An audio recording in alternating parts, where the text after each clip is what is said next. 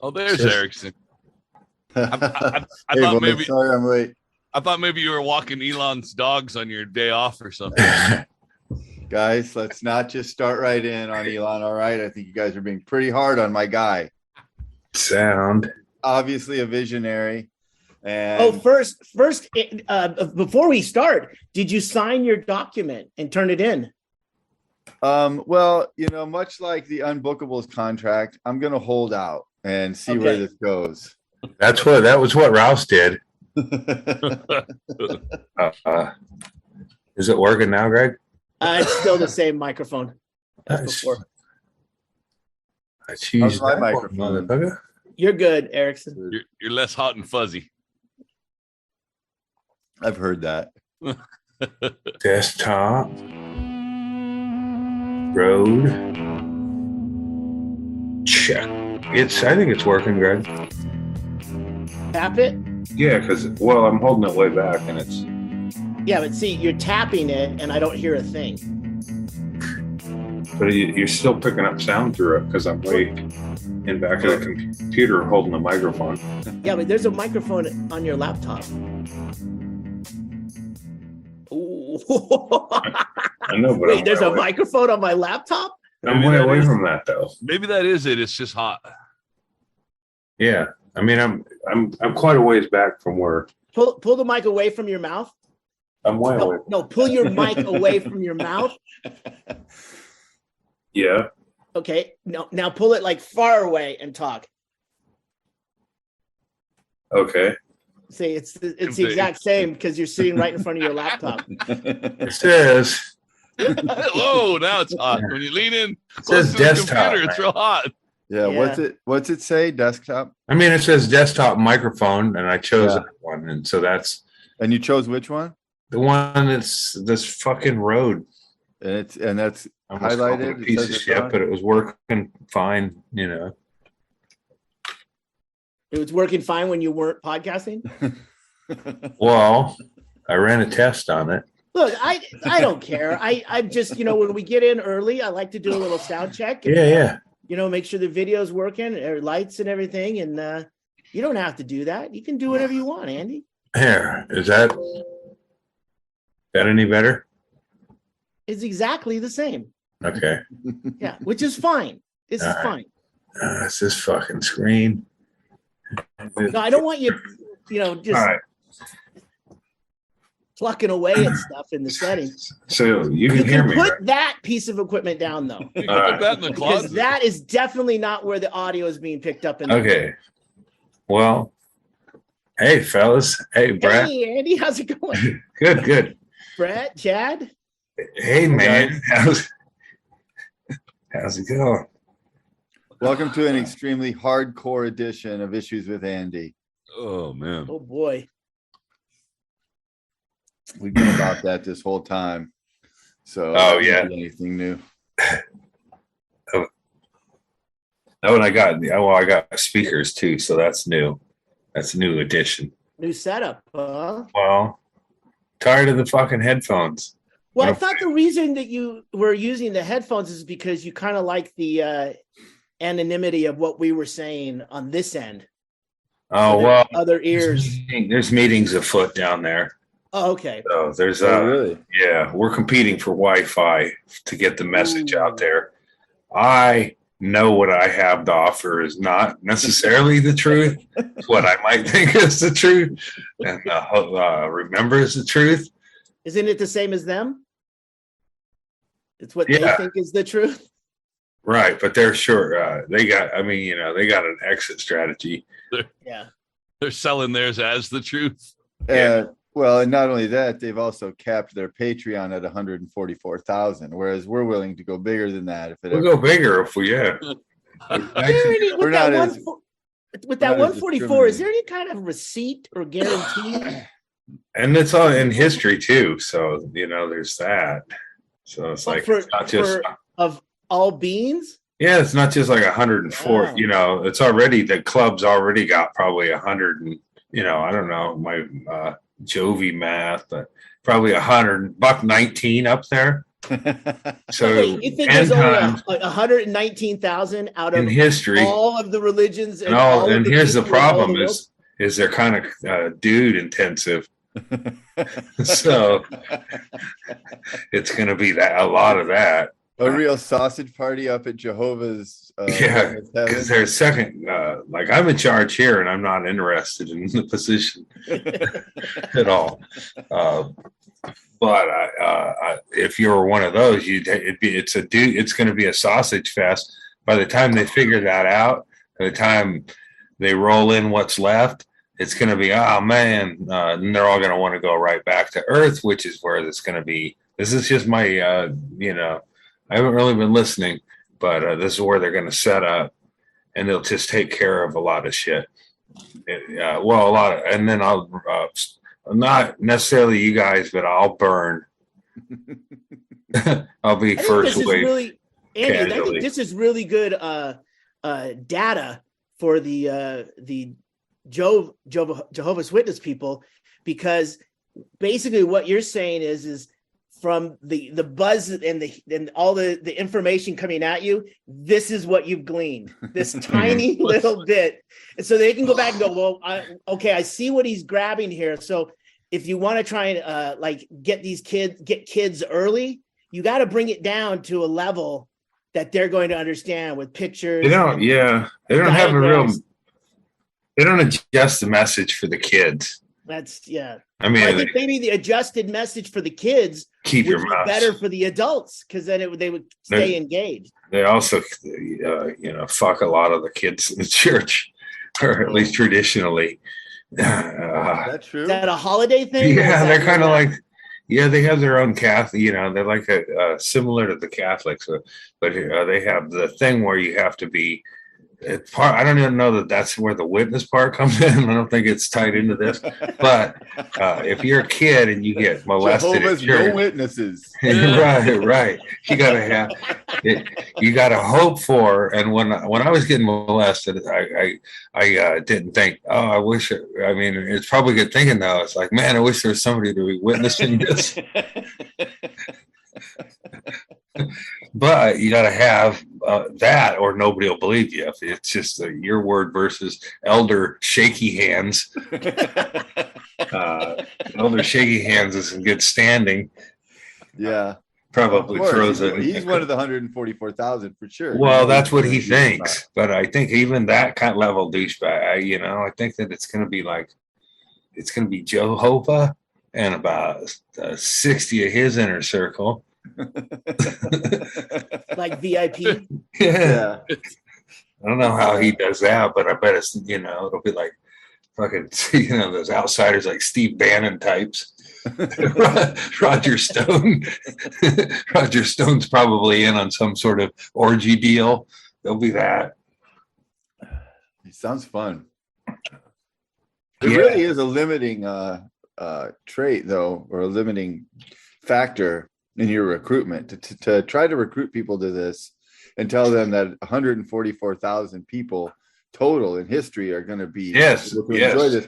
You've got to be like, it's like, welcome, please join our club that has a limited number of available spots for sure. Eternity. No guarantee that you'll be one. Maybe they can do like I'm thinking it's like the long con now, where it's like now, because he says mostly dudes, and then they're easily tricked. So then once you get them up there, it's like, oh, wow, yeah, there is no chicks here. Well, fuck, you want to take a bath, I guess? Yeah. Dudes. I bet it's steamy up there for them. That they, it's just like one big steamy sauna, so you don't really know what you're fucking. It's so damn specific. But here's what they'll do is I'm not in the church, and I'm not. Oh no, you're not a representative for. I'm not a good listener either, so I would have trouble receiving enough of the messages for it. Is that for the new viewers? This Andy character seems pretty funny, but he's kind of adverse to the word of the Lord. I've noticed from some of these episodes. I was at the Sierra Vista swap meet today, killing some time till I got a ride back to the dealership. And someone's like, "Oh, hey, Chaille." I'm like, "Oh, hey." she's like, oh, I love listening to the podcast. I'm like, oh, issues? She goes, oh no, I don't listen to that one. And I go, really? Why? She goes, it's that one guy, he cries all the time. And I go, Andy? She goes, yeah. I go, the guy who just survived cancer? And didn't cry once? Yeah. I think of the bus. Yeah, I don't really care for it. I'm like, all right, well, thanks for She must have tuned into the airport one. Yeah.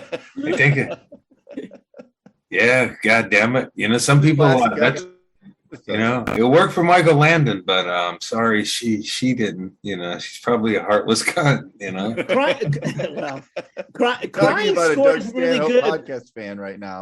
yeah, Crying scores really good with our test marketing, so it really was a mystery to me where that came yeah. They fucking probably a Trumper. I'm a libertard. You know, I've been dehumanized. I'm a rat. Well, he was in Sierra Vista, so that speaks for Oh, itself. that's true. Yeah. And a swap meet. What is a swap meet? Was she holding a I Carrie think Lake was robbed sign? It was the farmer's market. Good one. Oh man. The farmer's market. Sorry. Man, you can tell that she stopped spending money on a lighting budget because she did a full video and it was like, man, nobody told you. You know, she does that soft light. Like she looks pretty good in soft light, and then when the real light, you're like, you know, What like that gal from Tommy Lee Jones-esque face, neck. Like what's her name from Moonlighting? They used to. Yeah, right, yeah, Sybil Shepherd lighting on her. Shepherd, You're like, yeah. she's kind of a babe there, that governor. And then, and really, you know, when she's not, it's not like fucking hand over fist campaign dollars going towards the production. She's kind of not as fucking hot at all. She looks like Count Chocula. Right. I think that she should be. Yeah, I see that. Yeah. Put a picture of Count Chocula up next to Carrie Lake. She should run with. I mean, go back to endorsing cereals. well, you know who was kept. September and October. That's 10 months off. That's a better She gig. scared my apathetic ass into voting. I'll tell you that much. Yeah, I mean, you know, doing the Lord's work there. For the same reason, a lot of guys that want to vote or said that, you know, Hillary was shrill or whatever. The same goes for that Carrie Lake bitch. Shut up, shrilly, whatever. Really, Sue? I wouldn't have voted for. I mean, you know, there's a guy I wanted to vote for, but I voted on down ballot like the company's man. But there was a guy who was a cart attendant at Walmart, and he was a Republican. His spiel was just real talking points of right wing shit. But he looked sort of Down syndrome, and he was a cart attendant. So that's what is that? You know, the guy up front, a greeter. He gets the carts from the parking lot and brings them back. Yes, so that's, you know, so like, you know, that's be a good vote. The man of the people there. Yeah, salt of the earth. But it's like, you know, he can be poisoned. I think Herschel Walker is pretty fucking entertaining as a guy. I wish Herschel Walker would just review movies.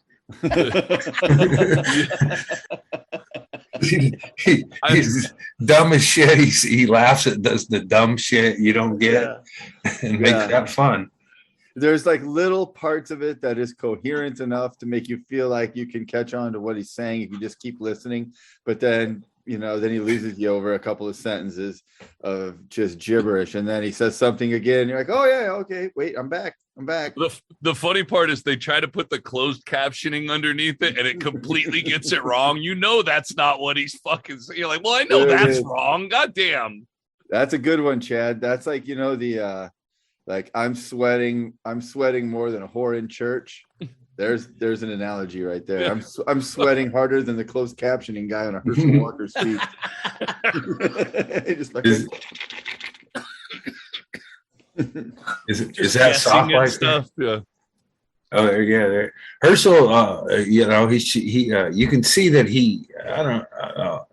Almost you can see that he led with his head a lot. Like, you know, you can see thoughts just kind of fumble out and shit. And he got hit a lot. Yeah, he was one of those put your helmet down guys. He ran like he was.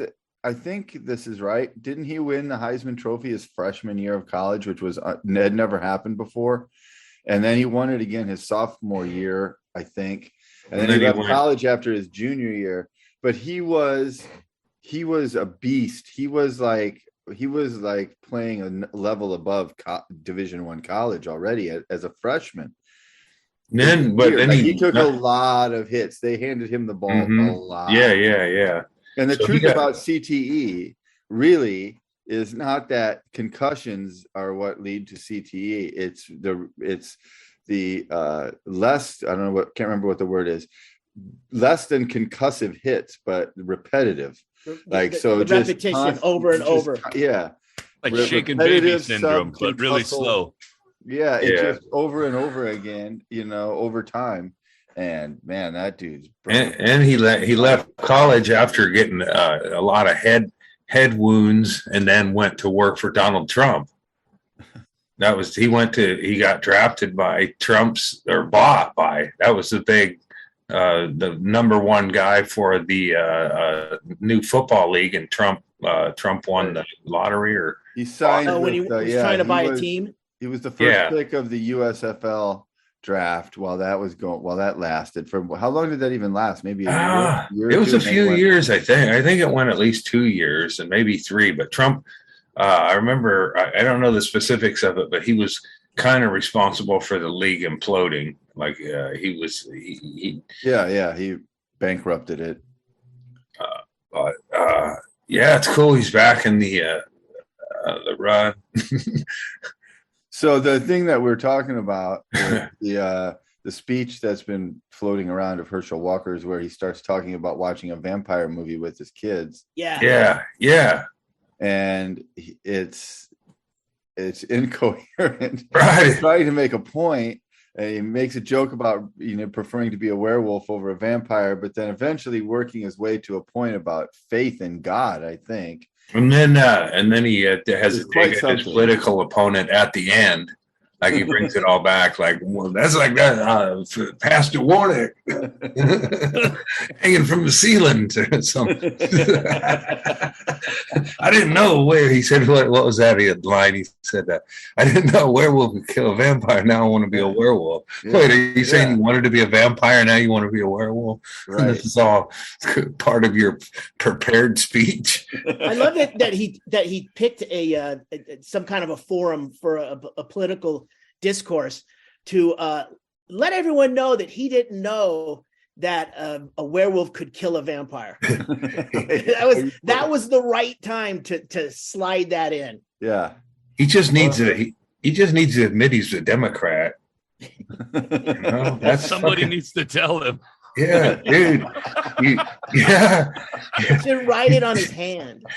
Somebody told you some fucking bullshit, man, and you like abortions a lot. You dig them, you support them, you're pro speech, and then now you're telling other, it's like, if he'd just be true to his shit, he'd be actually a pretty run-of-the-mill Democratic congressman in the House, for sure.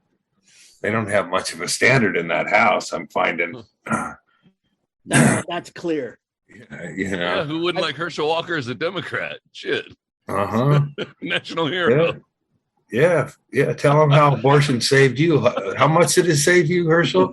I think about $500 million.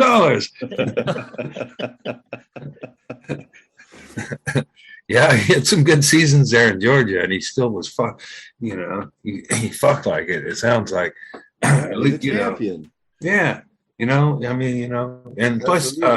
I think a Heisman should be like a lifetime. You don't have to wear rubber. We should be encouraging those genes to be fun. Right. Those are superior. Well, you would think if you see his boy, though. It as many breeding mares as possible. Yeah.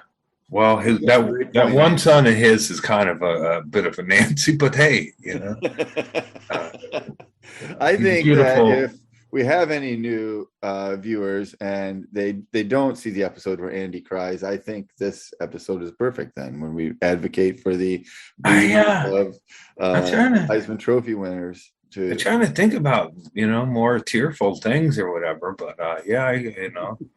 if I did get, to the rest, well, and then, hey, man, you can leave one comment on YouTube.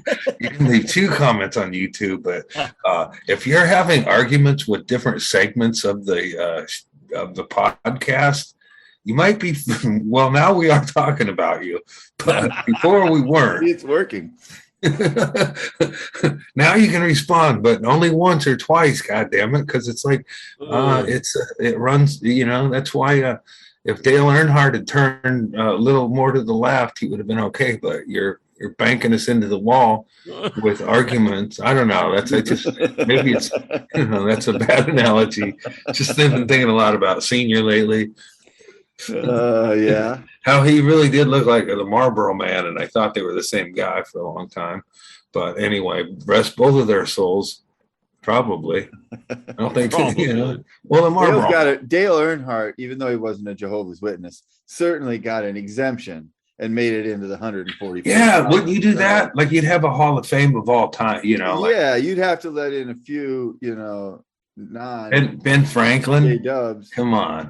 The doorman's gonna be busted at the end whenever it's all full. Like, what happened? Well, shit, I don't know. I let in Dale Earnhardt. I mean, yeah, right. Once they get to 144,000, then they're gonna have to start like cutting to let a new person in. Like, oh, all right, well, we got to let go of somebody. I don't even like if it was the Mormons, they would stack up for a football team. But I don't think they do any of that shit. But there's always some no-shows. I mean, when we're at shows for Doug, that's true. There's still like 5 or 8%, like routinely, at least, that do not show up, that paid for a ticket, and there are no refunds. So, I mean, no one contacts us really. So, I mean, there's that 144 is kind of, they can push a little on that. They always save it one table. Oh, right. Yeah. Capacity. At a sold-out show, Yeah, there's got to be a few people who just get stuck hanging around in purgatory, banging bitches and, partying. Yeah. Before the train. Then your little Chili's ringer goes off. Show up with the stick. You're like, no, I'm fine down here banging bitches. Mm-hmm. Yeah, I'm going to stay here for a bit. I thought it was. I'm already one of the 144. I don't need to hurry up. There was a misunderstanding. I thought that oral sex was about giving. That is still good. Somebody told me it's all dudes in there, and he's got cocaine out here. I don't know. I don't think I want to go in there. Yeah. Wait, if you misunderstood the oral sex as giving, you still got in that line, though, Andy. Yeah. Well. You gotta pay attention which lines you get into, dude. It was a long line, and if people stand for that lined long, up here, it must be something good. The last time Andy just got into a long line, he got $500 from his bank. So that's true. It seems like right. What if Gary Busey just showed up that day?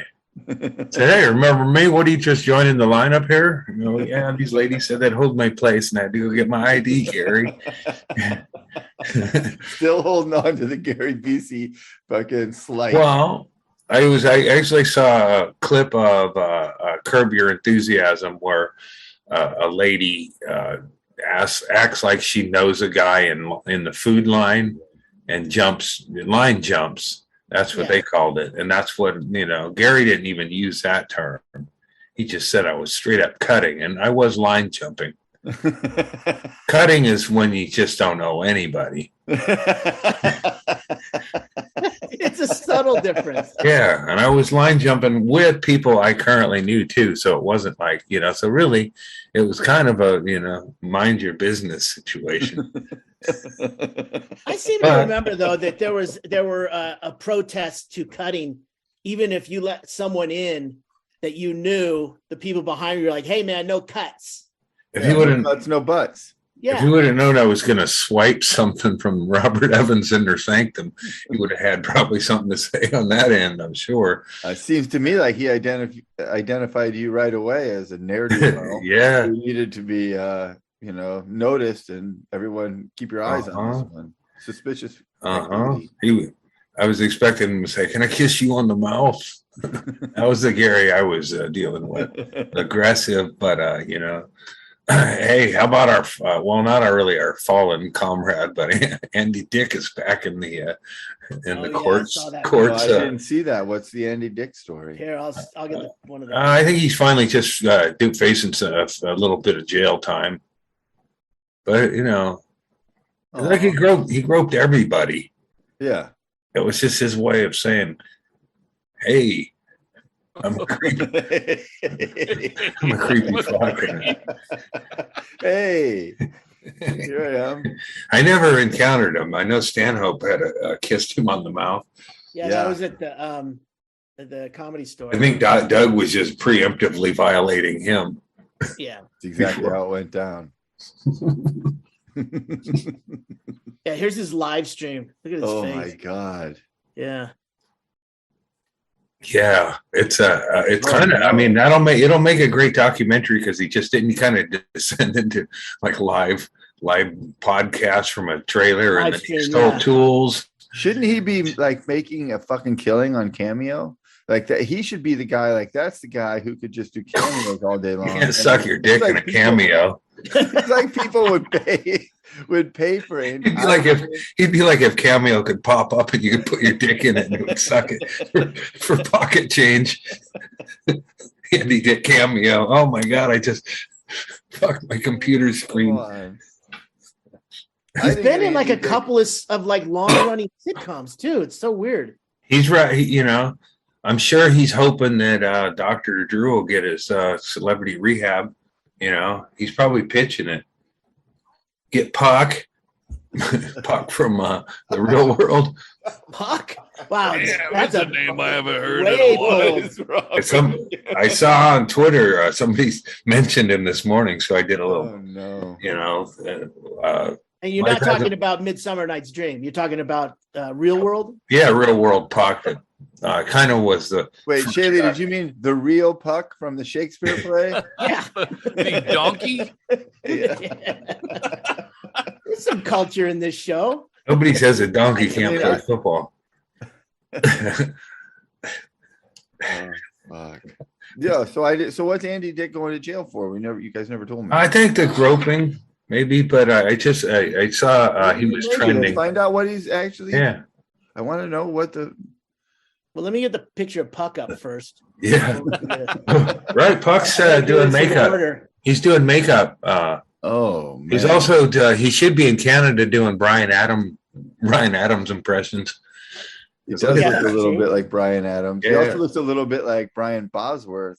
He's got kind of a Bosworth sort of thing. Oh, yeah. Yeah. Let's see here. Puck did a little jail time. Oh, Andy Dick sentenced to 90 days in jail and will have to register as a sex offender. Well, yeah, his name's getting out there.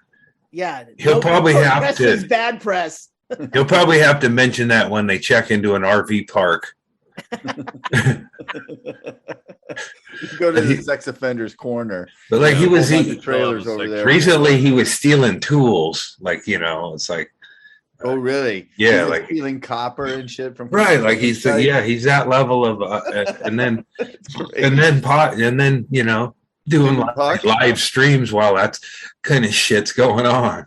It's actually brilliant, but I don't think Wow, he was. Now I'm putting it all together. I thought this was a different thing that Erickson was talking about. He was arrested during a live stream because of what happened on the live stream. Yeah, what was going on there?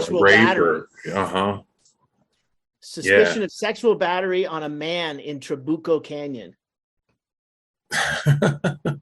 Trabuco Canyon, where's that? It's out now. Well, I mean, he wasn't asking for it, no matter where. I mean, Trabuco Canyon. Maybe the person thought that the podcast was an Andy Dick podcast. Yeah. Because he's crying in a lot of these pictures. I just wonder. Yeah. Oh man. Yeah. Andy and Andy Dick. Oh, so yeah, we do look a lot alike. I couldn't watch that one either. Yeah.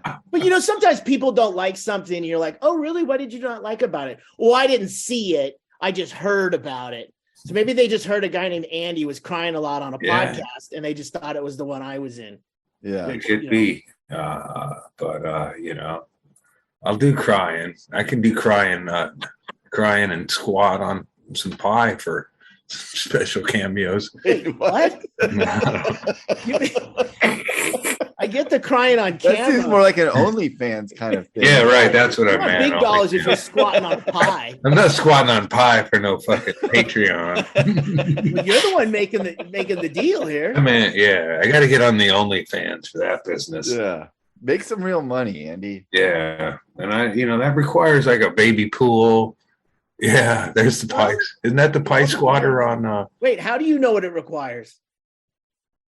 I was just from the Better From the Call Google Saul. searches. From the list that he's making of equipment. I used to be.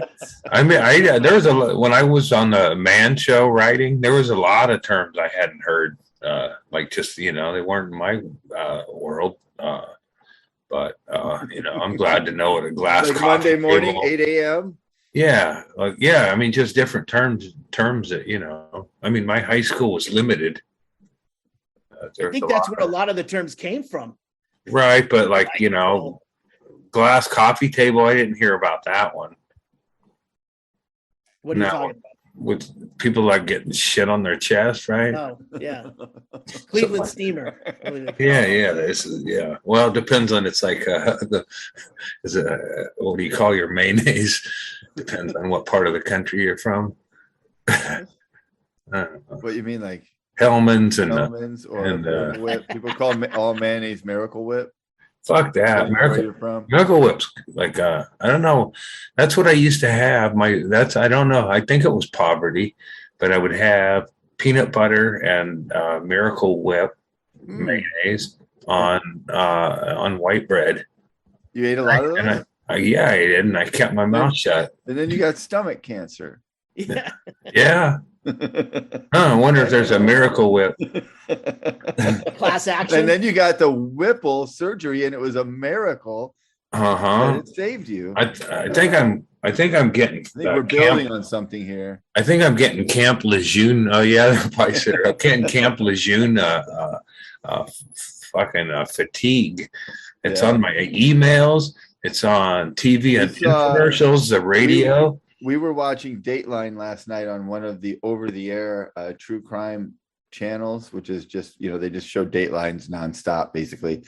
And all the commercials are Camp Lejeune or, the cellular for old people cellular, but I saw U.S. cellular. 2 Camp Lejeune commercials in a row with different, groups to call to sign up to get your payment. But it's incredible that, they didn't even separate them.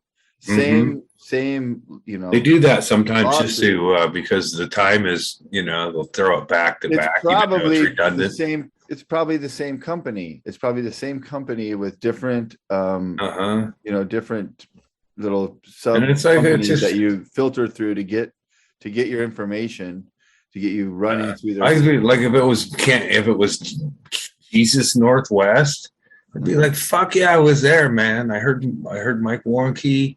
I get names. I don't have my tickets. What I'm saying is that they were both Camp Lejeune. If you went to Camp Lejeune if you lived there between 1950 and 1985, call us at White Hart Law Associates.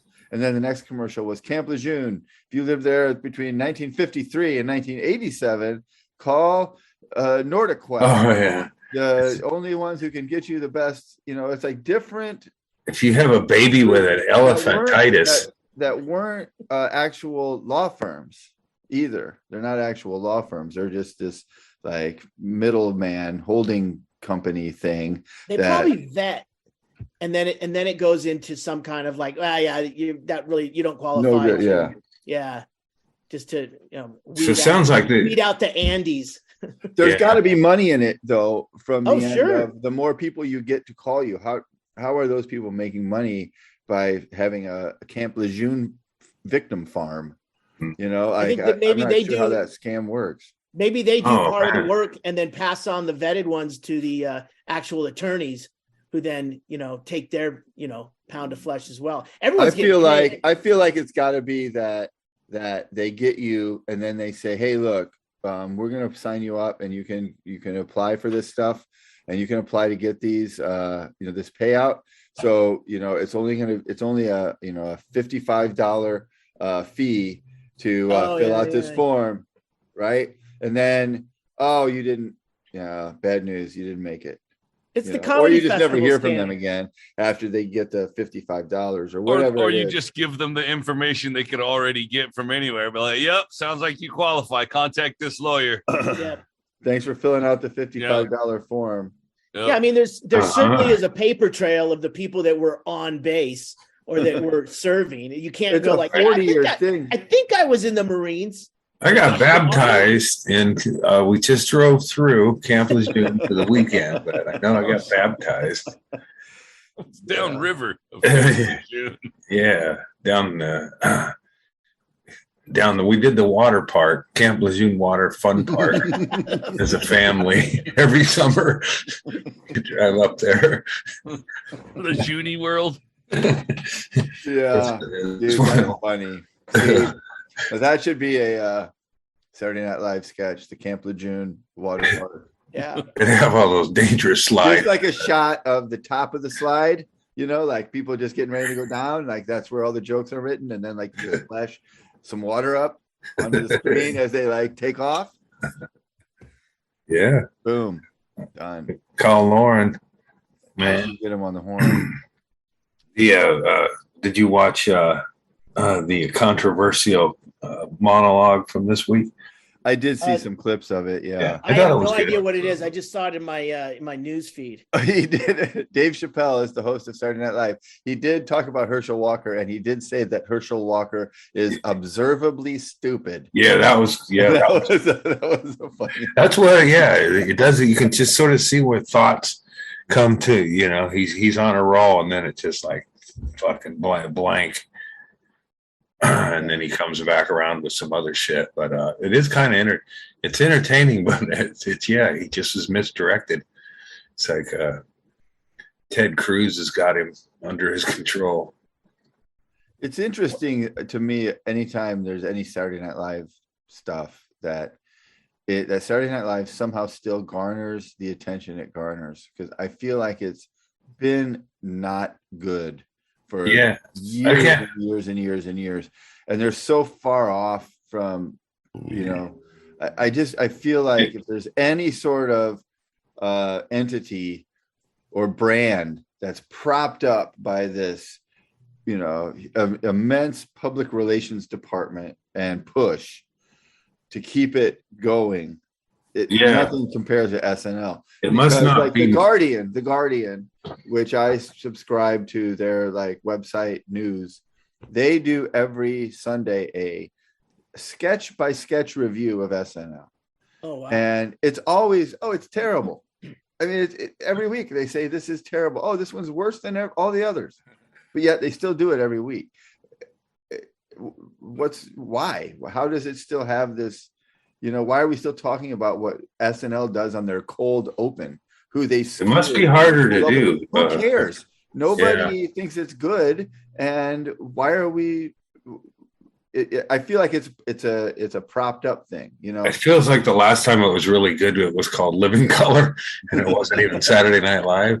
But I mean, they had good cast, Adam Sandler. In those years, they had people who made movies and stuff. But the show wasn't that great. And then it seemed like the last time the cast was really great was like Eddie Murphy days. And even before that. Well, the Belushi and Aykroyd days when they were all coked up. That's why it was interesting, because it was live. The point of it being that it was a live show.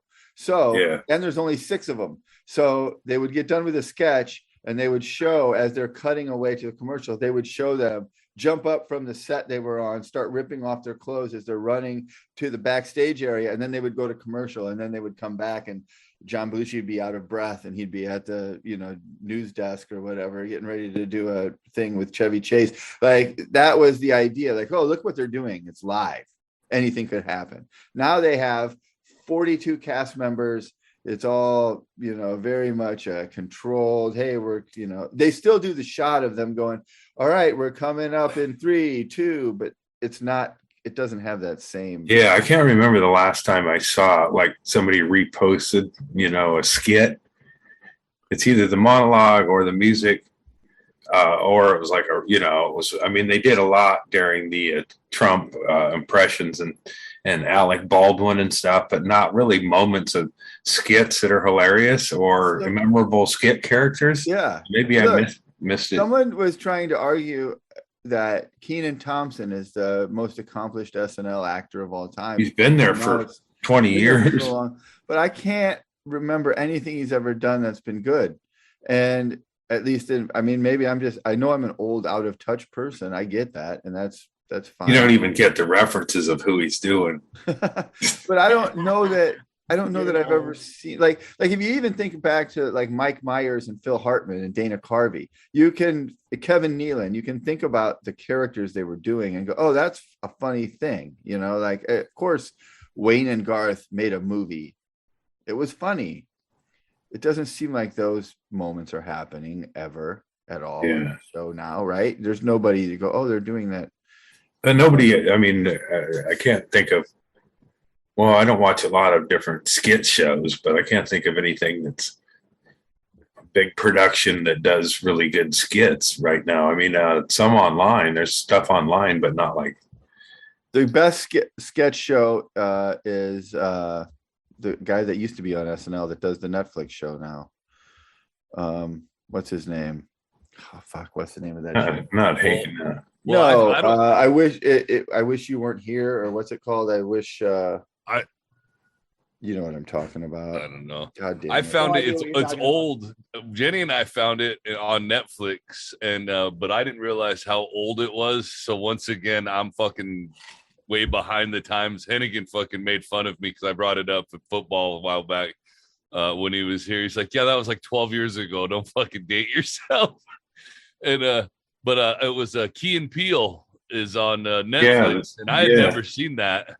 And that is really funny. Mm-hmm. Those guys were good, yeah, for sure. That was better than what Saturday Night Live was doing in those years. It's embarrassing how racist you feel because you laugh so hard when Key and Peele do their football team announcing their names, introducing themselves before the game. It just gets stupider and stupider, and you start laughing so hard that you think that maybe they're showing you how racist you I think you don't really feel racist until you start laughing during an actual football game. Because there's one right.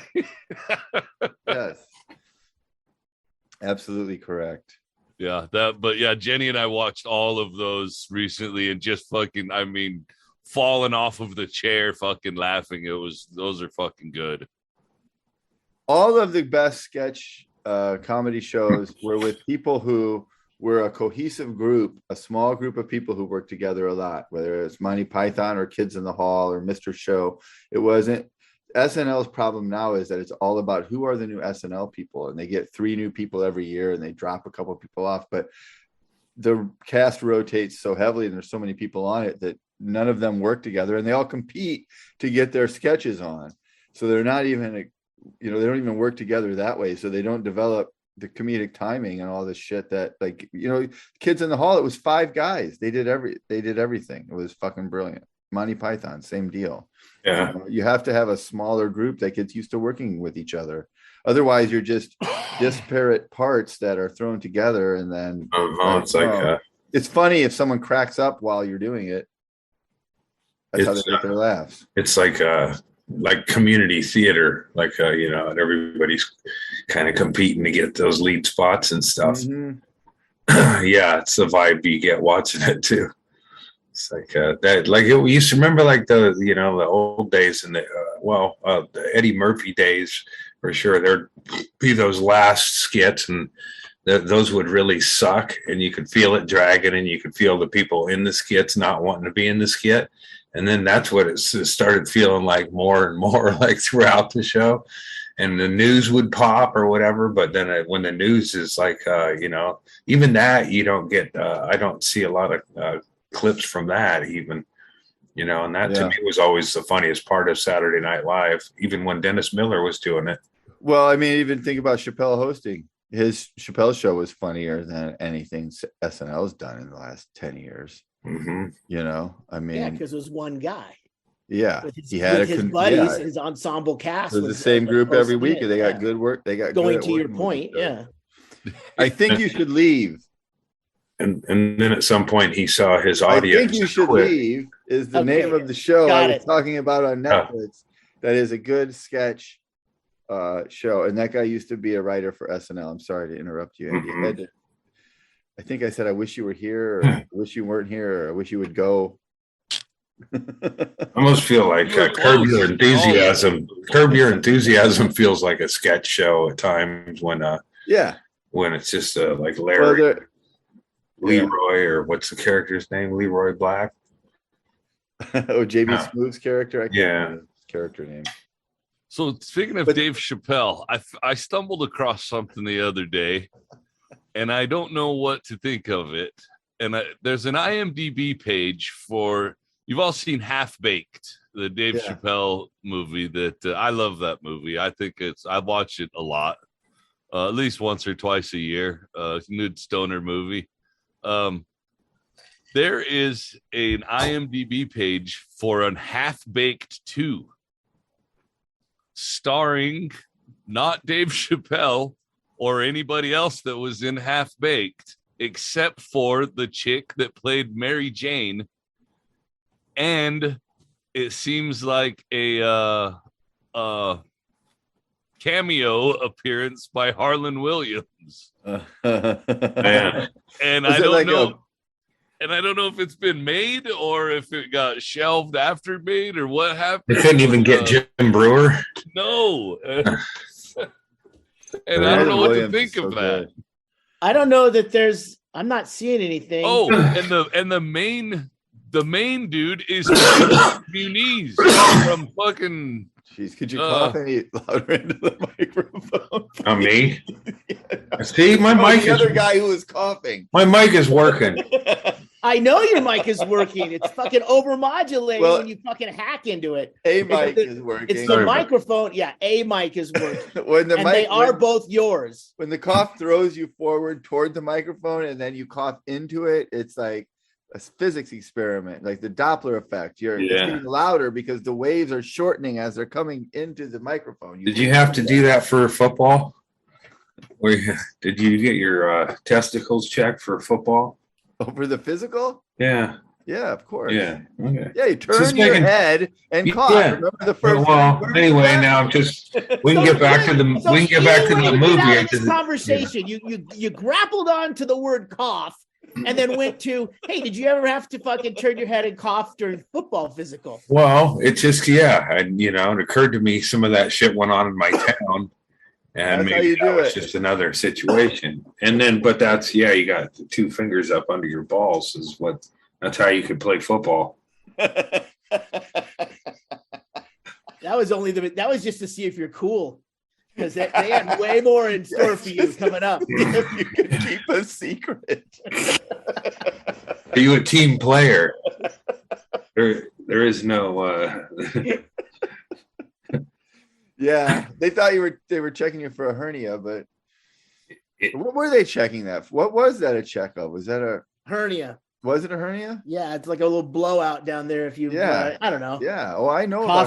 Sometimes you're just susceptible to it when you're. Do kids have hernia? Why would a kid have a hernia? That's like an old. It can happen, but if you catch it early, then you can. It's probably something. But Chaille, does it happen enough that it warrants every kid? It does not. No. Yeah. Absolutely not. At least once a year. Yeah. They should ask, did you do a lot of heavy? Did you lift something really heavy this summer? Yeah. No. Okay, you're good. Yeah. Yeah, it does seem like that. It's probably something the doctor's like, let's just fucking keep it going. No, that's not how doctors work. I don't know. Maybe that's how doctors in your hometown. Hey, what about the one for Ohio State? He was. It does seem like that, not though. Doctors, Chaille. Some doctors. It seems like but it seems like that spread through the entire. I got every sports physical I took as a middle schooler or high schooler. All right, so maybe that's it.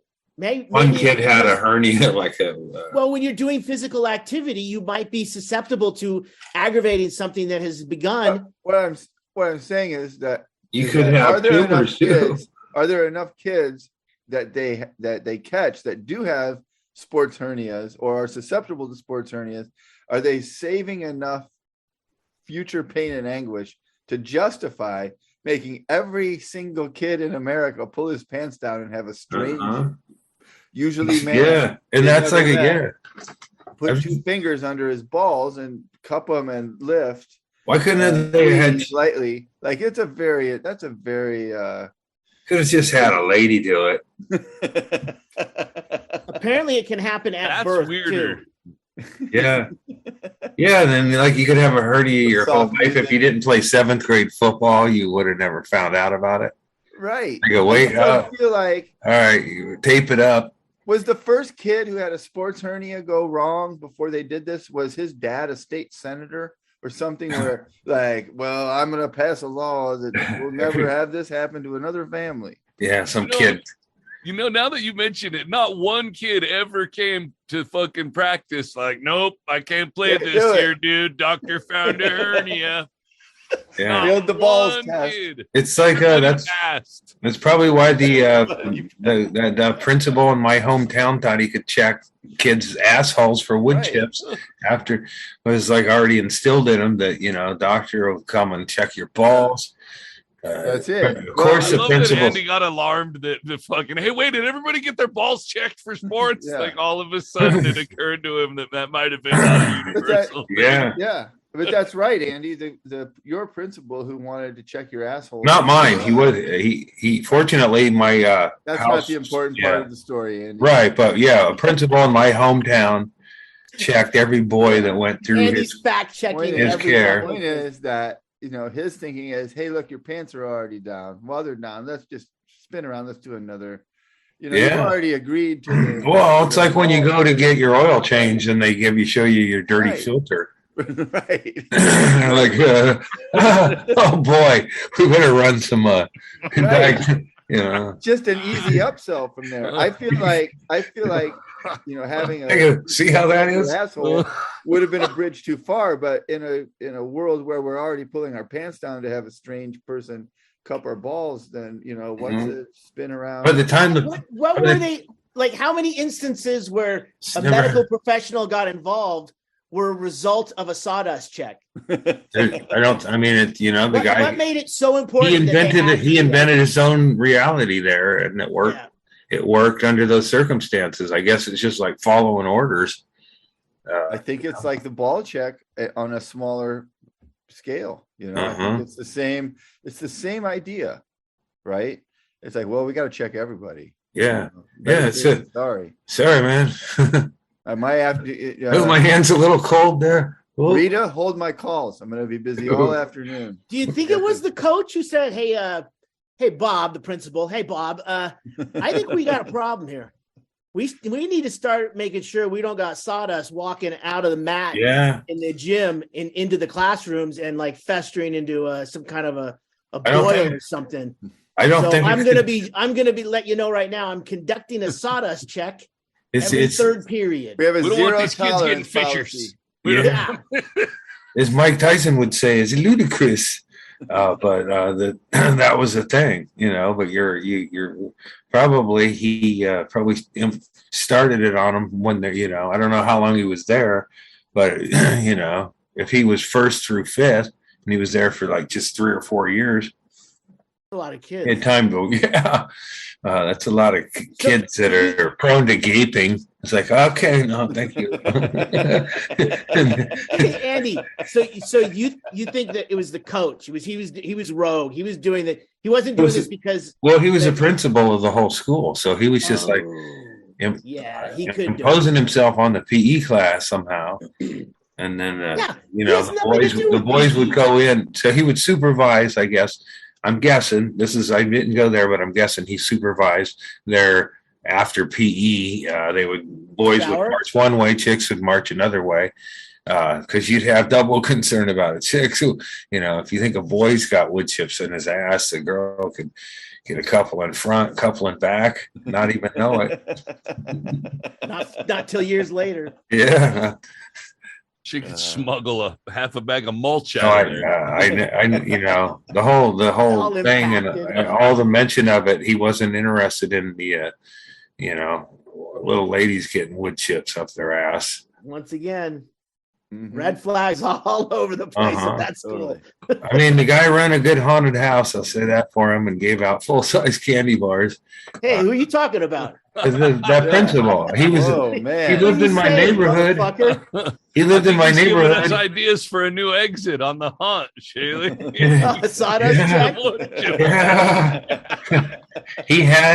He had a cool haunted house back in the day. I don't, probably like a fog machine type of thing, and music. It was advanced for its time back in those days. But now knowing what he was, he had a slip and slide in his backyard, and he knew me, but he never invited me in there.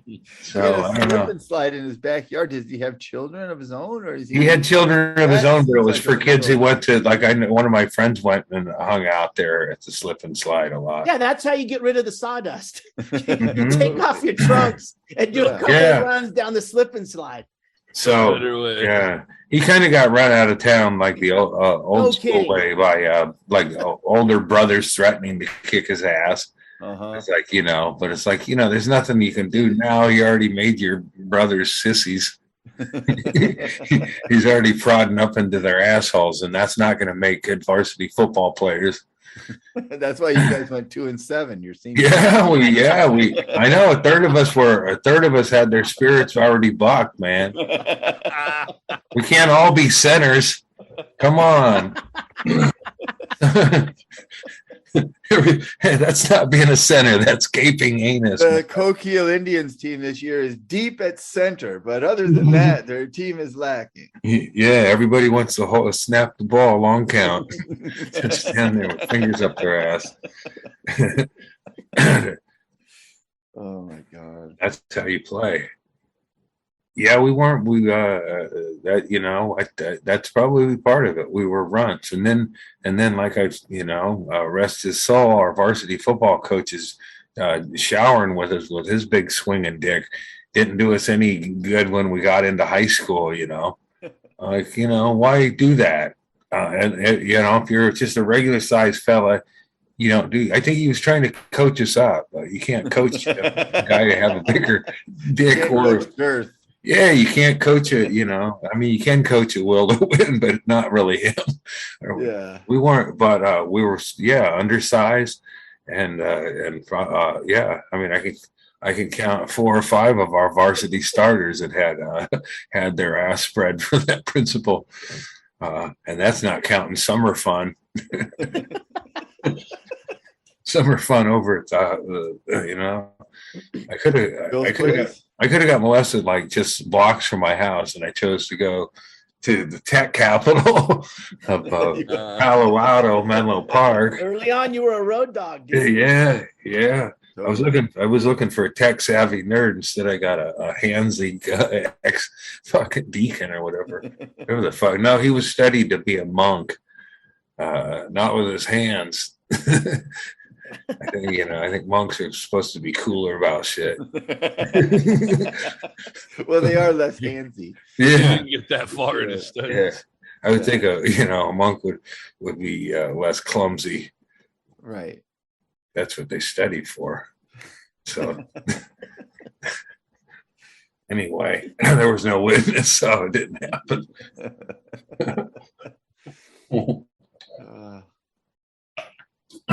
Damn it. Cheers. Yeah. Just fucking drank my allotment of Dr. Pepper already. God damn it. What's your allotment? Well, I'm telling you, I don't just fucking have one on podcast day. Get a little sugar going. One is I'm trying not to be a slave to big sugar. And I really fucking done with. I want to be done with dairy, but goddamn it, That's what I'm trying to do the same thing, Andy. I'm trying to really cut back on sugar, because here's the thing, and dairy is a big part of that. Here's the thing that you realize, that as you get to be middle-aged person, like you can't recover from sugar. Like it makes you like pasty and like, kind of heavy and kind of bleh. Like when you're in your 20s and 30s, you can eat as much sugar as you want. Yeah, it's like you can recover from hangovers quicker. Right. You can process sugar. Right. And there's a reason that old people drink whiskey. Like they just drink a whiskey instead of drinking a bottle of wine, because a bottle of wine has fucking tons of sugar in it. And you just can't. Yeah. You can tell John Wayne milk. had a lot of mixed drinks. Not milk. My problem with giving up dairy is giving up cheese. I mean, cheese is just so fucking delicious. It's hard to stop doing it. With this intermittent fasting where I don't eat for, like to the afternoon, I stop eating and then I don't eat until the afternoon again. Sugar is the main thing that I find is I don't really crave food. My body is screaming for sugar. Mm-hmm. Yeah. Like you. So what are your hours to eat? Damn. What Usually are your hours about to eat? 3. Till About when? 3 o'clock. Well, I'll eat about as much as I can. Try to cut it off by about 6:30. So intermittent fasting, you can eat anything you want within the hours that you set to eat, but you do not eat anything. Well, you got to try it. And it's not so much anything you want. I try to eat real food. Pretty much though, because I messed with that a little bit. They have a selling point. It's not like, oh, we're going to cut out carbs or we're going to cut out whatever. That's not their focus. Their focus is just don't eat anything outside of the hours you set, because that's a big help if you're really doing it, if you stick to that, because you'll find that it turns out you eat a lot more, you nibble on shit a lot more outside of those hours than you realize when you stop doing it. Yeah. In addition to controlling your calories, right, you can get into what they call autophagy, and it's where your body starts eating your own fat. So, party. But Chad, Chad, you're pretty extreme. That's a lot of 3:30 to hours 6. That's not a lot of. That's not a big window. Usually, I think it's between 12 and 14 hours of not eating. Yeah, it's like noon to 7 or like 1 to 7. Yeah. That's a normal intermittent fasting. Like, don't eat anything before 1 p.m. Stop eating at 7. You got to keep in mind, I also take naps. So that makes it a lot easier. So, I'll tell you what's real easy is when you have one of these fixes that you really need something to eat and you're on a fast. Gummies. What you got to do is you hit up one of these things that I found at the farmer's market today. Freeze-dried nerd candy. Oh my God, shit. what? These nerds that are freeze-dried and they explode. What? Oh, Jesus. Oh, they're delicious. Oh my God. Food of the future. I got another one too. This is that candy, a big hunk. It would be funny if those were. I love big hunk. This is a big hunk. Oh man! Check this out. What? Oh man! That used to be the one that was my go-to candy bar till I started getting big hunk teeth. Oh, big hunk, the big long rectangle chewy one. Sometimes chewy, sometimes break your teeth. Yes. Yeah, well, I live in Arizona, so you'd try to take a bite of it, and then you'd have a 3-foot long candy bar. Is all you'd have. All the nuts. That's a fall Charleston out of it. Chew. What's a big hunk? I've never. Big hunk is just straight up white nougat with some roasted peanuts in it. No. What happened? Do they still make those? Yeah, look. They this person at the farmer's market. Freeze dries was at the swap meet in Sierra Vista. Some guy found one at an estate sale. And he blew it up in a microwave, and Chaille just bought it for $5. Microwave, that's the opposite of freeze dry. The byproduct at the meth lab. Yeah, it's delicious. I want more. That was one of my go-tos. I get that and the marathon bars. I think they were. Yeah, that's caramel and chocolate. Yeah, yeah, and I would twisted in a pretzel, right? Mm-hmm. My mom, chewy nougat, I think. It's just a fucking nougat. My mom would always have something. It seemed like almost every night at dinner time that we needed for that dinner that she didn't have. Like,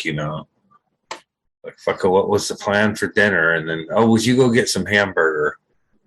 And then, if I did that earlier in the day, then it would be like, would you go get buns or whatever? We live right by the store, so I'd go down there. But I'd always get I think mostly I would buy candy bars because I didn't think I needed to steal back then. At some point that shifted and I was do sleight of hand theft down there. Sorry, Safeway, if you want to revoke my membership, you won't take my memories of that clown and where he touched me in your parking lot. I should say that because people actually love Zizo, but the other one was the dirty clown that replaced him. Zizo was a beloved Safeway clown for years. Yeah, we did this one. Yeah. And then there was a replacement clown for a short time. He showed me it was appropriate, man. He probably just glimpsed into my future and said, "Here, look at my pen. The clothes come off." Your eyes that you were destined. Yeah, a clown. That's maybe that. I don't think that's why I have. I'm nervous around clowns, but because Zizo the clown, I think his name was Zizo. Zizo. Zipipo was the replacement. Zizo was legit. I guess. I mean, he had that buggy. As far as clowns go. Yeah. I mean, I didn't see him, putting on the makeup or whatever, but he's just in, it was just exciting to see that car zipping around the parking lot.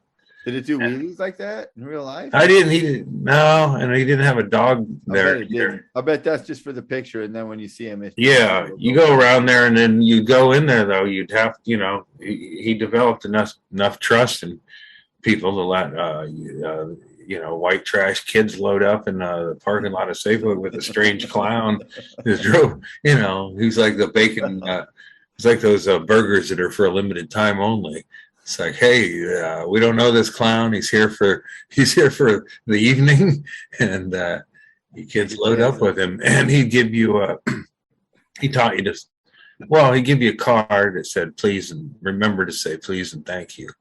No particular context of what you should be saying. That's a good little thing to remember. Well, I would guess I would say what appropriate. Hell, it's kind of up to you.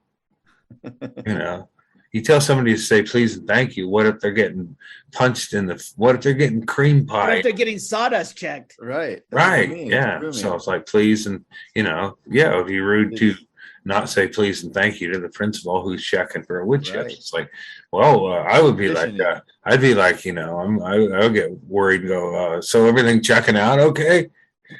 When do you think we'll know if there's any slivertations?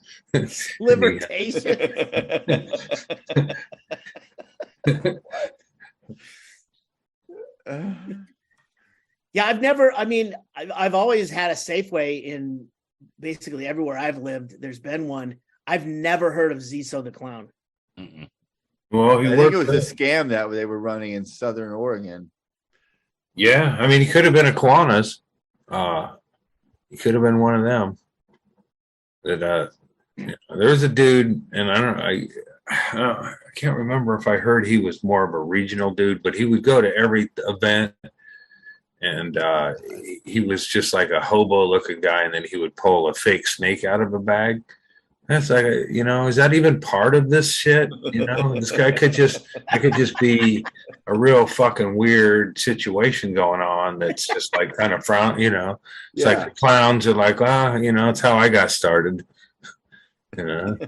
Just freelance all of clown. a sudden, you're the guy who hangs out in front of Radio Shack, and you're Zappy the clown, and you're like, hey, come on into Radio Shack, I'm Zappy. And then they go inside, and they're like, hey, it's a nice, you got the new mascot. Stop clowning around. Yeah, the guy in Radio Shack is like, what are you talking about? We don't have anybody.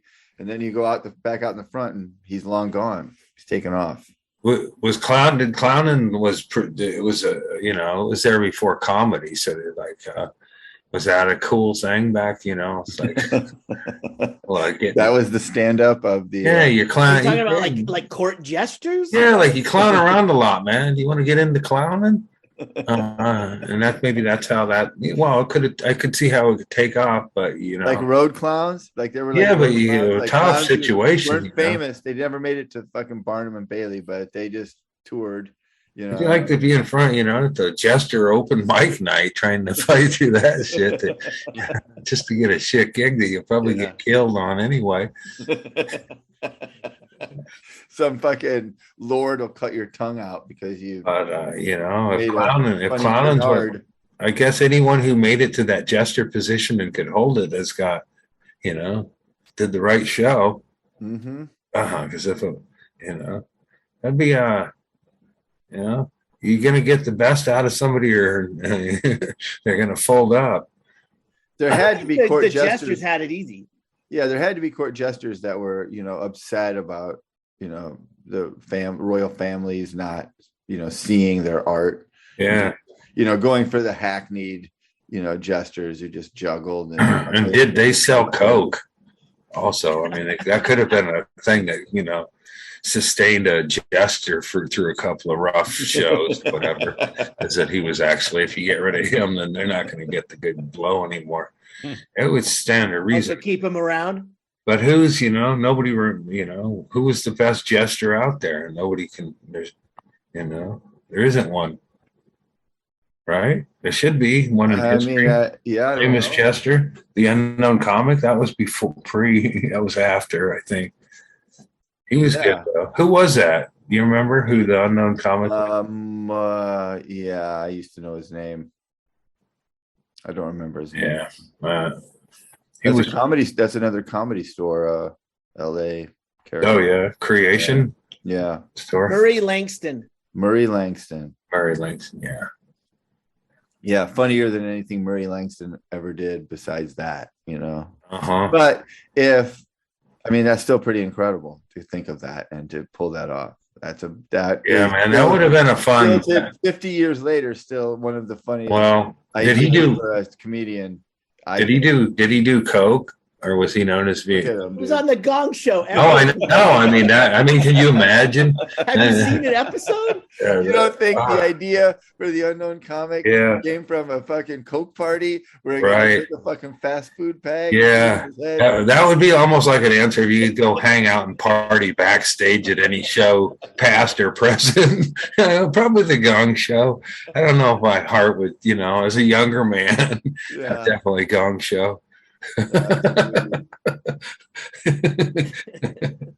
should do that. That should be Saint elsewhere. That should be how they do the next Last Comic Standing. Everyone should come out and they should wear a bag on their head and they should do their act. And then it should be like a masked singer / Last Comic Standing where you vote on the comedy without being able to see the person's face. And then after they win, then you put them in a box too, man. It was Patton Oswalt the whole time. Of course he won. He's hilarious.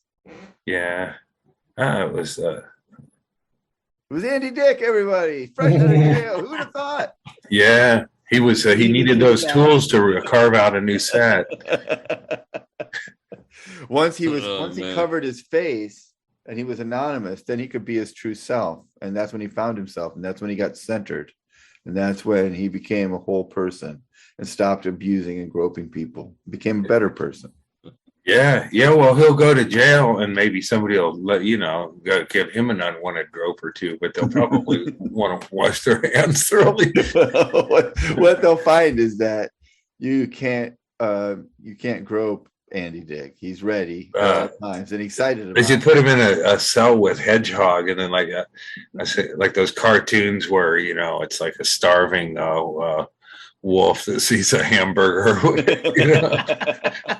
Andy Dick's not generally what Hedgehog would go after.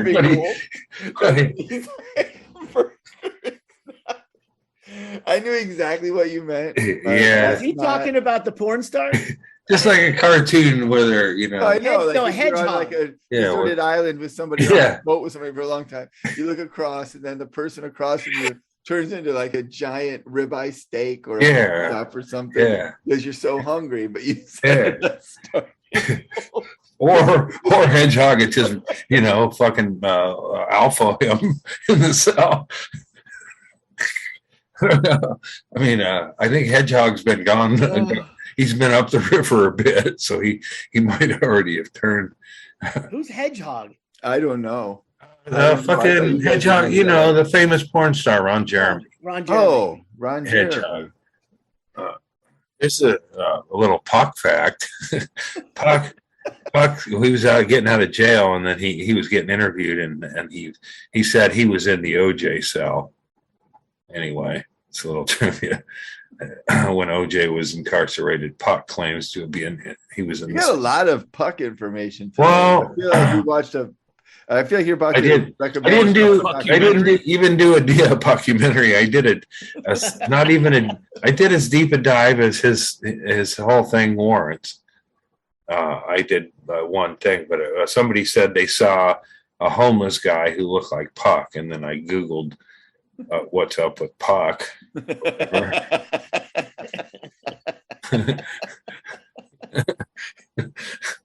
And he'd been in jail. I don't know for what. That should be the name of Puck's podcast. Yeah, well, I hope he gets back and on some sort of celebrity comeback show. Welcome back to What's Up with Puck. What's up with Puck? Yeah, shut up. He was anti-gay before he was even labeled anti-gay, I think.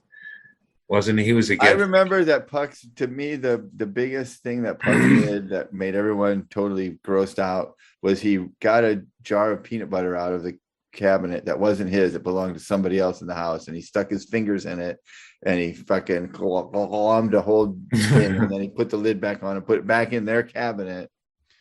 Yeah, it was clearly a manufactured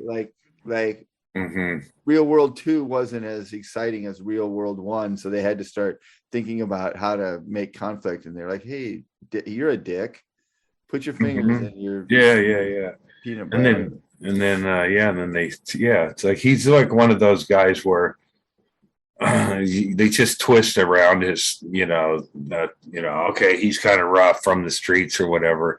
And then they create a narrative. And sometimes that person lives out that narrative. And it seems like that's what happened with Puck, and probably with the situation, I don't know. Maybe the situation's in a better situation than he would have been without being in the situation, but we'll never know.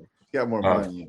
Yeah. But he'd be a douche where, he's probably still going to get in trouble or be hated in his neighborhood. It's just a situation just moved into the subdivision. Yeah. Ugh. And you could probably make a bunch of money on Cameo too. I think people would pay $50 to get a 2-minute message from the situation, right? Yeah. I don't know. I'm starting to think of who I would get, but I can't think of anything offhand. Gary Busey.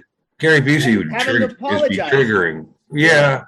That would be cool. It's like, look, I'm in no positions considering what I got caught doing in a park. That's what I'd want to hear out of his mouth to start things off. I looked into it. That fucking Gary Busey is expensive. Yeah. Well, since he's got caught tugging off in a park, has his price fluctuated? It might have went down. I didn't look since then. Yeah. Well, it went down with some people, but it went up with a few others. Hey, Andy, what do you think would be a fair price to do a video cameo with Mike the Situation? How much would you pay for that? How long is the video? It's like if I was a fucking person who was into him, I would. No, for you. Oh, for me, I wouldn't pay anything. Okay, then for someone who's into him, for somebody who's into him, fucking number we can move on. Right? Yeah. If I wouldn't feel one way or the other. I got a phone call from somebody I didn't know the other day, and I didn't take it, and I didn't necessarily regret not taking it. But maybe next time. That's how I'd feel about the situation. But if I was into him, and the people who I was trying to impress or whatever, I'd pay it at $1,500. What? Jesus Christ! Well, they're assholes. Well, you're not bidding. I'm trying to saying, get yes. All right, it's $300 to get a video with Mike the Situation. How much? 300, but you can get a I was gonna message. say 250. Yeah, that's good money. Yeah, and for a message like a He could do phone mail what? message, He it's does 20 10 bucks. of those a day. It's $3,000. Yeah. Boom, easy. And I bet a lot of people who get could do those go, 10 of who is them. this again? He could do 10 of them in an hour. Have the rest of his day free. Right? Danny DeVito, maybe $90,000 a month. He did it every day. Yeah. Corey Feldman, Not bad. he's Not probably bad. in that range too, huh? The Feldster, I bet Feldster sees himself in this He's $500 bigger than range. that. Yeah, he's bigger than. He's got to be bigger. He was in He's Goonies. 250. How He's much? 250. Oh shit! Yeah. I heard one he did for Todd Snyder where he was promoting Todd Snyder's new release, and then he started talking about one that he still hasn't put out. He talked about how he had he goes, oh, and I know what it's like because I got one coming out, and he managed to make the cameo about his thing coming out, which is pretty funny. Hope we give him a discount. Yeah, and then his whole triple. I'm still waiting for his triple album to come out. Come on, man! You told America that you were going to do it. America believes in you, Goonie star. Somebody sent me that the Goonies house was available, except it's in Astoria, Oregon. Yeah. Otherwise, sure. Astoria is cool. Yeah, it's cool as a drive-through place. I mean, you know, It's pretty. I don't know. I had trouble. That was like one of the gigs. I remember like being like a different comedian and liking people, you know, just feeling better about everything. And then I went to Astoria right before Thanksgiving, and that all went to shit. And I ended up hating all the fucking people there and what they stood for. I had a rough show in Astoria too. It was very lumberjacky. It's Yeah. a small little place. Yeah. It's lumberjack It was, and fishing. Yeah. Yep. But it was beautiful. I went to the they have a lighthouse there. That's very extremely accessible. It's on shore. Yeah, it's up above, right? Oh, Yeah. And I went to the top of that thing, and I was up there by myself and had like a moment. Like it was sunset, and it was just that perfect moment where the sun lights up all the clouds from underneath, and you have that. It looked like the color of the Miami Dolphins, like everywhere. You know, it was like that turquoisey blue and orange kind of thing, and it was just like, holy shit. I fucking love it. And it's a beautiful spot. Yeah. Isn't that in Kindergarten Cop? I think that spot. Is it? I didn't even know. I randomly found it while I was on a jog, but it was incredible. Huh. I forget you. So you did a triple runner too then. Oh yeah. Yeah. I probably played the same gig. Uh-huh. But, yeah. Oh yeah. The Red Lion there. I just remember that they were not receptive to what was happening. Oh, I remember the club. Like the club was pissed off already. I mean, you know, like the manager was, you know, it was like the manager knew like future me. She was, you know, like you're not, you know, no beers before the show. You know, That's what I want you to do. I want you to unpack it a little for us, Andy. Maybe David Tribble warned the venues after some Andy reports had come back. No, this was before I'd even had him. I was a nice, you know, I was a different person back then. And this crowd. So I get there and she says, I go, can I get a beer? And she goes, not before the show. And she goes, the microphone isn't working. But we're going to bring you one of the band members who, quite honestly, looking back, he was drunk too. I mean, he was drunk. I was not. I went down there and then with no microphone. And then I think that's when I was like, yeah, well, let me, you know, I wasn't going to get a beer, but I was going to get a beer, you know? No. Like so you're not giving me I'm not getting a company beer till after. You're not getting your shift drink. Presentation. Now you tell me you're going to bring me up and the microphone isn't working and the band dude who just got there and then he's going to bring me up. And so he brings, you know, it's a loud room full of white trash people that I didn't like already. I mean, they were rude to me while I was just standing there. And then I was like, could I just get a fucking, that was all, really mainly at that point, I was like, I'm not going to be able to do my presentation. Could I get a beer? and people were yelling at me and shit. And I was like, a fucking, enough's enough. And then my mic that kicked on at like 10 minutes after I could have dry. I was like, were you still holding, Andy? Were you still holding the mic even though it wasn't working? I don't think I was holding on to the microphone. I was just standing behind it while people just were laughing at me like I was a fucking, okay, now you're a comedian. I know it. I was like, yeah, but they were laughing at me and my predicament, which is fine, but I'm not that, at some point the elephant man gets a little fucking riled up. It's like, look, I get it, man. I'm not an animal. Yeah, but I'm not here for, I'm here for your amusement, but I'd like it, not directed at me like fucking insults. And so that's what happened there. And then the mic kicked on and I was pretty insulting to some of the people who were insulting to me. And that felt better than doing my presentation. and then I started drinking before going into shows in case that happened. Change forever. The rest is blackout history. Yeah. Yeah, you might have become a straight edge, sober success story. Could be. You might have gotten you might have been Skippy from Family Ties instead of. I could be hurtful without being dirty, Well, that's something. Good for you. Who knew Astoria was Andy's supervillain origin story? Yeah. Yeah, I remember a pig in the pancake joke that I thought deserved more. Can we hear it? Well, there's this is true. I don't remember the circumstances, but a bomb threat phoned into the pig and pancake. And if the bombers had been successful, they may have saved hundreds of lives. Yeah, but nobody there. They're like, what are you saying about the pig and pancake? I was like, well, all right, man. Yeah, you shouldn't make fun of a beloved institution. You can tell by the name Pig and Pancake that they love this place. Yeah, but I think I remember that time, and I don't remember. I must have gone back to Astoria, but I don't remember another time being there. But that time, yelling at him right before Thanksgiving. But I remember that felt, like I'd done things where I gotten all through my whole family skit unscathed or whatever. And that felt all right or whatever, but it felt good to call people back, because really that's why it was funny, because my family sucked and we'd get in arguments and I would say mean shit back to, not necessarily mean, but just like, it would kind of come out funny.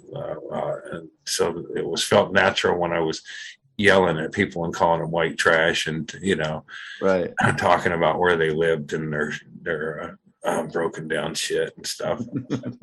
I would have liked to had a big group hug afterwards, but it was like, I said some pretty shitty stuff. I was already pretty apparent I wasn't going to get served in that place.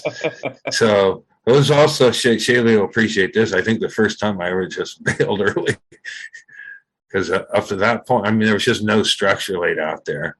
Why would I appreciate that? Well, no, it's the rest of. That's where it all happened. Yeah, it's the rest of his origin story. They never set up there would be a light, but she just said, they're going to bring me up, and it's like, where does time start? Because if time started when I got introduced, I did about the right amount of time. But if it started when the microphone came on, then I shorted it and left before it got ugly. Was this your first gig ever? No, it was a bunch. I did a bunch of tribble shit. I followed in the paths of Dynamite Kid JJ Walker for a while. I was like, wow, JJ was just here. And the classic. You should have been here last week. Road comedy tour. Mm-hmm. We've all been there. You get in there, and then the staff's talking about the show last week. Staff's burning out. Yeah, man. One of the waitresses is missing. I don't know. Dynamite Kid was. I heard he was required people to be cool with him or whatever. You couldn't. But some of those gigs in some of those towns, and on Tribble runs, they would pay money to come out and see a black person, probably. Mm-hmm. I never heard anything like negative about JJ on the road though. Like I heard about some people JJ is all right. He's old school. Oh yeah. Fucking, I would have liked to see him in his heyday of his. But his heyday, he was like He's on TV. Oh, I know. He was like, you don't have Nick at Night. Those would have been right. Yeah. How was it? I mean, comedy wise, I know he did the Jive Turkey shit. Not really a bit. That was just a phrase that was thrown around back in those days. Yeah, well, people were Jive Turkeys back in the 70s. And what happened to them? There are no Jive Turkeys no more? I don't think there are as many. It was a thing. I think Jive Turkey has progressed. The labels. Now it's misinformation. Bullshitter. Yeah, it used to be bullshitter. Now it's propaganda. Yeah, if Trump would have run for president in the 70s, they would have called him a Jive Turkey. Oh, if Mr. Jefferson had been in the White House, we'd still be having Jive talking. You couldn't help. Every maid he hired was a Jive talker. Now, wait, a Jive Talker and a Jive Turkey are two different things. Oh yeah, right. The and the maid was neither. Over to a Jive Talker. I don't know. I'm thinking. I was talking about Jive Turkeys exclusively. Yeah. Jive Turkeys are a whole movement. Okay, I don't consider any of what goes on with the turkeys around me to be like just Jive Turkey shit. It's not. It's not the same at all. No. Oh. It's just stupid fucking turkeys. Chad, are you going to get your hunting feet this year, or are you on the shelf? I don't know. I go to the doctor tomorrow. Oh man, I like it. You should have told them you're involved in a burn pit, and they wouldn't even see you. And how long it's taken Chad to get, it's like fucking vets get there quicker than actual vets. Yeah. It was that was your horse. Yeah, man, it was vet. They had vets. They had Vets Day was Friday, but they extended it through the weekend for NFL games and honoring vets. So we just missed it here, but anyway, thanks, Chad. Yeah, thanks for your service. We appreciate it. Yeah, fuck yeah. They could have sent you to Nam, but they chose. But that was over, so they didn't. They didn't need you over there. They didn't want you over there. They figured you'd be angry. Oh, shit. All right. What have you guys been watching this week? Anything good? I watched that dirt bag thing that was recommended by Tom Konopka. Dirt bag, it's about on Tubi. It's about a climber. I've seen that. Yeah. I think that's great. Yeah, old school climber that did a lot of first climbs, especially around the Pacific Northwest. Who sort of, I guess, is kind of, I couldn't really tell. He embraced kind of a dirtbag lifestyle for sure. He sleeps outside of his car in his 80s, still climbing, shit in his 80s, thinking he's going to make the peaks and stuff. But kind of a dude, he just, it seemed like he liked boning women, but he just, his big love in life was just climbing up mountains. He was, Fred Becky, that was his name. Fred Becky, yeah. I watched that and I found it to be fascinating. I've seen that before. What an interesting guy. And even up until the end, he was climbing, and then he would be 80 years old and he'd be planning this enormous climb that he for sure couldn't do. But he spent weeks laying all of his equipment out on the driveway or whatever, or some parking lot somewhere where he was hanging out. Kind of a maniac, yeah. He liked to plan it out in his head, as an old person. That's kind of and then he started to make all these frantic phone calls to people. Are you gonna sound like Hunter Thompson? Are you gonna be there at the peak and we got the gear laid out? And you just said kind of desperation and shit. He was just addicted to those climbs. Yeah, that's a good one, though. I like that. I enjoyed that movie. Thank you, Tom Konopka. Yeah, well done, Tom. I guess I'll go while Shaylee's gone because Tracy is the one that recommended this one to me, so I might be stealing Shaylee's. Yeah. Let's hope so. Let's Yeah, get hope it so. out I quick. hope you recommend the same thing. What's it? Shadowland on Peacock. It's, Okay, yeah. Oh, it's great. About, That was mine. That was gonna be my pick.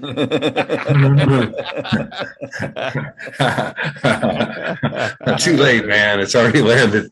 I watched that too. Yeah, the political fallout, the brainwashing. Basically, it talks about how people are susceptible to conspiracy theories, but it's pretty much all about QAnon.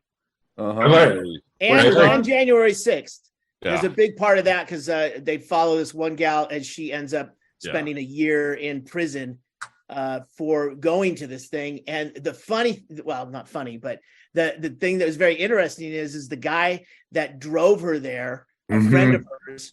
He's a guy in his like 70s. He wasn't really into it, but he was a friend of hers, and he got a lawyer and he served no time. She spent a year in jail just to be able to get to where she is now, out of jail, but now waiting to find out if she's going to get sentenced. Because she's trial. But that's because she listened to some other dipshit Dipshit who had no skin in the game. About being you're a sovereign citizen. You know those sovereign citizens. You don't have to pay your taxes. He basically goes, I'm working with 4 or 5 people at a time. Yes. Dude, it's fucking ridiculous. So it's I'll check that out. And I also enjoyed the huckster who went from being a muscle supplement guy to selling cure for I remember his name.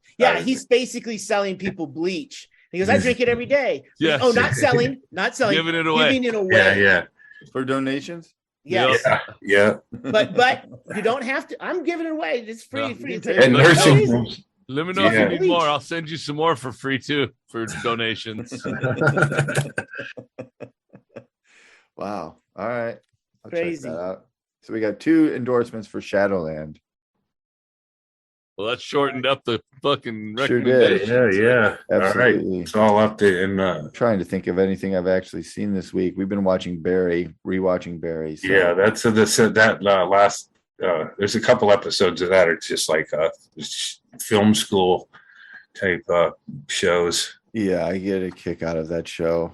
Good. Yeah, seeing Henry Winkler shine in a whole different thing. So good in it. I would go to that guy's acting seminar. Of course. It's funny because at first in season 1, he's kind of a joke as an acting teacher. And so are obviously the students, but at the same time, as the show goes on, he grows into he seems more real, And then and then you find out he's a little bit, he's a self-sabotage. Yeah. There's a lot of depth there. You give a guy like that much space to develop something, and he's going to develop something pretty good. To me, Bill, it doesn't get any better than Bill Hader. Bill Hader's really good in it too.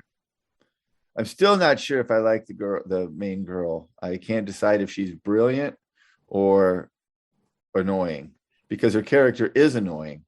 So I can't decide if she's just brilliant at it or if I'm actually don't like her. I mean, she is brilliant at it. Right. That's the David Schwimmer syndrome.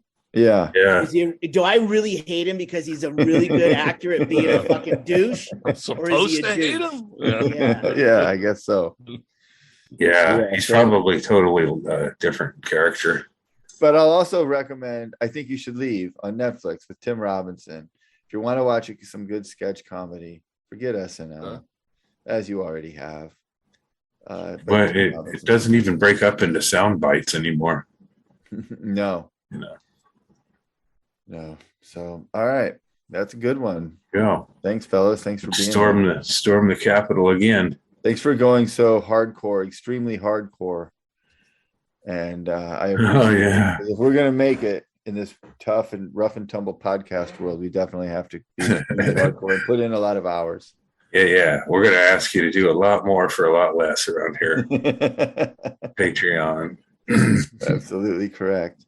$5 a month. You know what? Here's the thing about Patreon. You talk about one of the issues that's facing the entire world, not just America, is AIDS. inflation. Inflation. Well, AIDS is still there out there, I guess. Not as big a problem. You will never get AIDS from our Patreon, guaranteed. Chad, be careful. We can't guarantee Alaska and Hawaii. Yeah, I don't want to. Oh, yeah. I don't want to put us out in a potentially legal situation. But I will say this is a demonstrably true fact. In an age in which inflation is hitting every country in the world and every consumer in the world hard, the price of everything is going up. But the price of Issues with Andy on Patreon has never gone up, not a single penny. We're still asking the same paltry amount we've always asked as a donation. Really, Patreon's free. We just want a $5 a month donation from you, and you can help keep this going. And it's not that it's peanuts, really. It's for the price of a gift for a Better kid. than chlorine. It's cheaper than a blue check mark on Twitter. Oh, well, yeah. We can send you some. I'll send you some bleach. Again, stop saying things. Oh yeah, I mean, we're not going to actually do it. And then we're going to something that smells like bleach. No. Oh, There you go. Oh. Get your envelope full of Andy's bleach by signing up for Issues with Andy on Patreon. Miracle Cure with Andy. For $5 a month, you'll get all of the stuff you're seeing here, special interviews we do with some of our funniest friends, and an envelope full of Andy's bleach just for you. You can do whatever you want with it. Leave it at a crime scene. No, actually, Uh, probably not a good idea. Yeah, I was thinking of that It's myself. your bleach. It's Mhm. Yeah, think about all the YouTube commenters having an envelope of your DNA Yeah. hanging out. Oh man. Yeah. Yeah. No, I've already been accused. I had nothing to do with the Stanhope genocide against that poor family. Well, I think it's best if we just don't say anything. I don't know that much about what you're talking about. Yeah, no, it's just a bunch of bizarre. I mean, that part I understand. Just stay off the YouTube comments. That's what I would suggest. And if you are watching this on YouTube, there's a thing called Super Thanks, where if you just want to donate and give us a little love, you hit that button. And I mean, for as little as $1. I just noticed that because I did that to some guy that I thought was very funny. And I saw that on there. Oh, that's cool. Just click it and Who'd you give $1 to, Chaille? What's that? Who'd you super thank? Who'd you give? I don't know. I actually did it as a mistake, but I wanted to make it sound like I tried. And it ended up being $2. But I mean, I did watch his video, so it was cool. You hit the second time you hit it, trying to undo the first one, and then you're Well, like, I'm like, oh, what now does I'm this $2 in. ding ding. Yeah. If it were me, I would bet it all. But I'm Mr. Vegas. Well, we would love it if you super thanked us. But just having you out there. You did by mistake. Yeah, anything. We'll take anything. And then undo it by mistake. We also won't cap our numbers at 144,000. All are welcome to the Issues with Andy crew. We love you. We'll see you next time right back here. Be well. Happy Thanksgiving. We'll see you right after that sometime. Bye. Happy holidays.